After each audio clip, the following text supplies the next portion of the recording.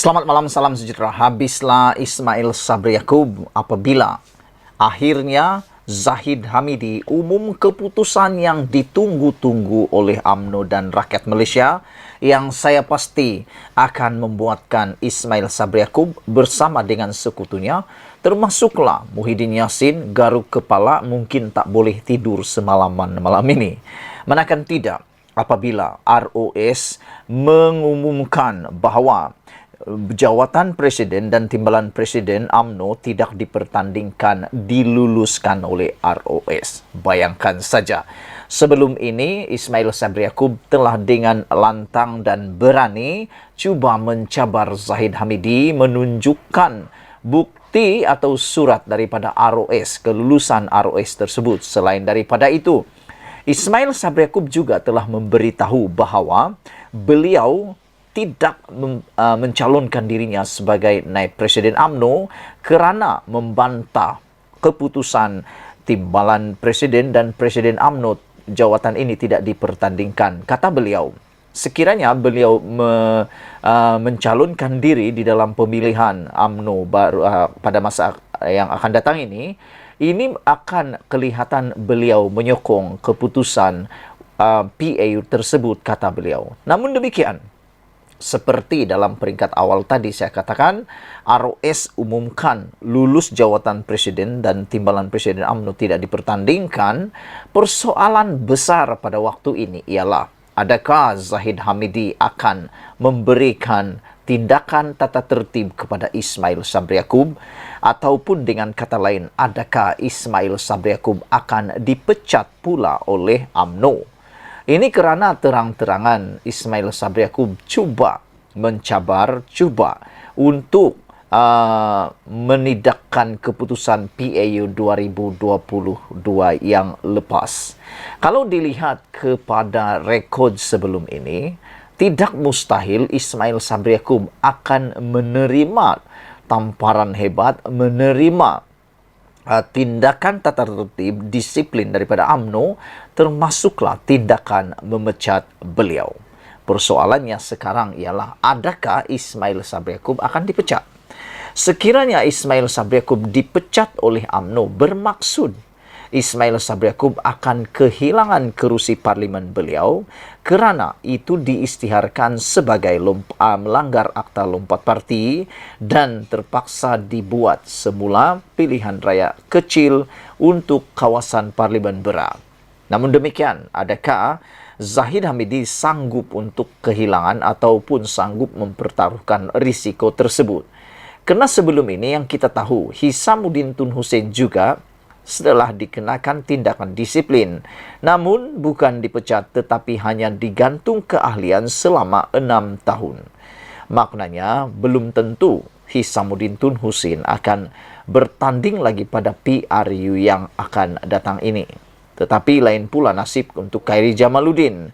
Kerana Khairi Jamaluddin bukan ahli parlimen dan tidak ada apa-apa kesan sekiranya beliau dikenakan tindakan pecat daripada UMNO, maka tindakan tersebut telah pun dibuat, iaitu dipecat daripada UMNO kerana melanggar disiplin UMNO.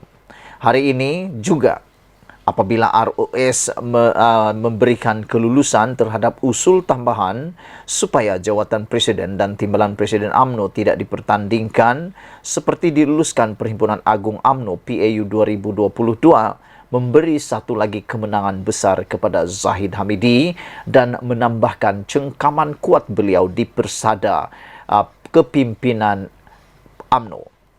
Presiden UMNO Datuk Seri Dr. Ahmad Zahid Hamidi mengesahkan UMNO telah menerima surat daripada Kementerian Dalam Negeri KDN berhubung kelulusan tersebut semalam. Menurut Timbalan Perdana Menteri itu, surat berkenaan antara lain berkaitan pengecualian daripada pematuhan kepada Seksyen 13 dalam kurungan 1 kurungan C kurungan 4 Seksyen 70 Akta Pertubuhan 1966 Akta 832 yang membolehkan jawatan Presiden dan Timbalan Presiden UMNO tidak dipertandingkan pada pemilihan parti itu akan datang. Surat KDN itu juga memberi pengesahan bahawa apabila ROS melakukan siasatan maka keputusan PAU 2022 itu mengikut Akta Pertubuhan dan berkuat kuasa sepenuhnya, serta memberi keabsahan yang mana jawatan Presiden dan Timbalan Presiden UMNO itu tidak dipertandingkan, kata Zahid Hamidi. Beliau berkata demikian dalam sidang akbar selepas Majlis Pengenalan Calon UMNO Pulau Pinang sempena pemilihan UMNO di sini malam tadi. Mengulas lanjut, Ahmad Zahid Hamidi berkata, keputusan KDN itu juga memandangkan semua peraturan mesyuarat dan klausa di dalam perlembagaan berhubung usul tambahan itu telah diikuti oleh pengerusi tetap, kata Zahid Hamidi. Malah, paling penting, tambah beliau, pengerusi tetap juga telah meminta seluruh perwakilan yang bersetuju dengan usul ke-8 daripada pencadang ucapan dasar Presiden bangun dan mengangkat tangan, yang mana lebih 95% yang hadir telah berbuat demikian. Rupa-rupanya inilah sebabnya ROS telah pun memberikan kemenangan kepada Zahid Hamidi dan Tokmat, iaitu, kata Zahid Hamidi, usul tambahan tersebut telah pun mengikut peraturan mesyuarat dan pengerusi tetap dalam Perhimpunan Agung itu telah mengikut klausa dalam perlembagaan berhubung usul tambahan. Selain itu juga, menurut beliau, pemilihan ataupun pengundian tentang usul tambahan itu telah pun mengikuti jalur yang betul apabila pengerusi tetap meminta seluruh perwakilan yang bersetuju dengan usul tersebut untuk bangun dan mengangkat tangan, dan telah didapati 95% hadir telah berbuat demikian. Usul tambahan supaya jawatan Presiden dan Timbalan Presiden tidak dipertandingkan dalam pemilihan UMNO akan datang dicadangkan perwakilan dari Negeri Sembilan Muhammad Syukri Samsudin.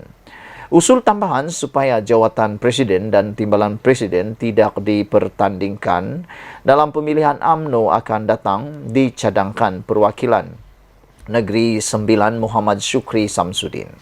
Bagaimanapun, dua ahli UMNO iaitu Muhammad Aizat Fikri Muhammad Nasir daripada UMNO bahagian Kuala Nerus dan Muhammad Fikri Firdaus Muhammad Rom UMNO bahagian Seremban menghantar aduan kepada ROS pada 20 Januari lalu supaya semakan dibuat terhadap usul tambahan berkenan. Sebelum kita berpisah, sila tinggalkan komen anda dan mohon bantuan anda untuk tekan butang subscribe. Malaysia kita punya, kita juga sama-sama cintai Malaysiaku. Bye-bye.